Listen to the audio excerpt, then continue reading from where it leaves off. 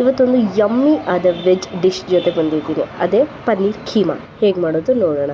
ಮೊದಲಿಗೆ ಪ್ಯಾನಲ್ಲಿ ಸ್ವಲ್ಪ ಬಟರ್ ಮತ್ತು ಎಣ್ಣೆ ಇಷ್ಟನ್ನು ಹಾಕಿ ಅದಕ್ಕಾದ ನಂತರ ಪಲಾವ್ ಎಲೆ ಮತ್ತು ಬಡ ಇಲಚ್ಚಿ ಅಂದರೆ ದೊಡ್ಡ ಏಲಕ್ಕಿ ಇದನ್ನು ಹಾಕಿ ಫ್ರೈ ಮಾಡಿ ಸಣ್ಣದಾಗೆ ಕಟ್ ಮಾಡಿರುವಂತಹ ಈರುಳ್ಳಿ ಮತ್ತು ಜಿಂಜರ್ ಗಾರ್ಲಿಕ್ ಪೇಸ್ಟ್ ಇಷ್ಟನ್ನು ಹಾಕಿ ಫ್ರೈ ಮಾಡ್ಕೊಳ್ಬೇಕು. ಆದ ನಂತರ ಇಲ್ಲಿ ನಾನು ಹಸಿ ಬಟಾಣಿಯನ್ನು ತೊಗೊಂಡಿದ್ದೀನಿ. ಹಸಿ ಬಟಾಣಿ ಹಾಕಿ ಫ್ರೈ ಮಾಡ್ಕೋಬೇಕು ಆಯಿಲಲ್ಲಿ. ಇದು ಒಂದು ಕಡೆ ಫ್ರೈ ಆಗ್ತಾಯಿದೆ, ಚೆನ್ನಾಗಿ ಕುಕ್ ಆಗ್ತಾಯಿದೆ. ಅದಾದ ನಂತರ ಸ್ವಲ್ಪ ರುಚಿಗೆ ತಕ್ಕಷ್ಟು ಉಪ್ಪನ್ನು ಹಾಕಿ ಚಿಟಿಕೆ ಅರಿಶಿನ ಮತ್ತು ಇಲ್ಲಿ ರೆಡ್ ಚಿಲ್ಲಿ ಪೌಡರ್,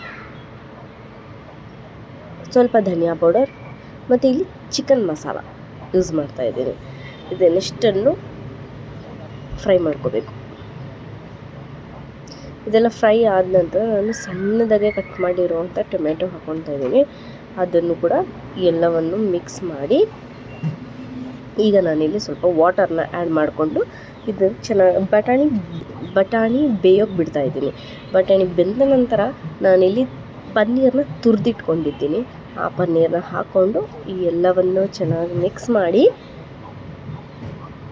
ಒಂದು ಲೋ ಫ್ಲೇಮಲ್ಲಿ ಒಂದು 5 ನಿಮಿಷ ಲಿಡ್ನ ಕ್ಲೋಸ್ ಮಾಡೋಣ. ಕೊತ್ತಂಬರಿ ಸೊಪ್ಪು ಹಾಕಿ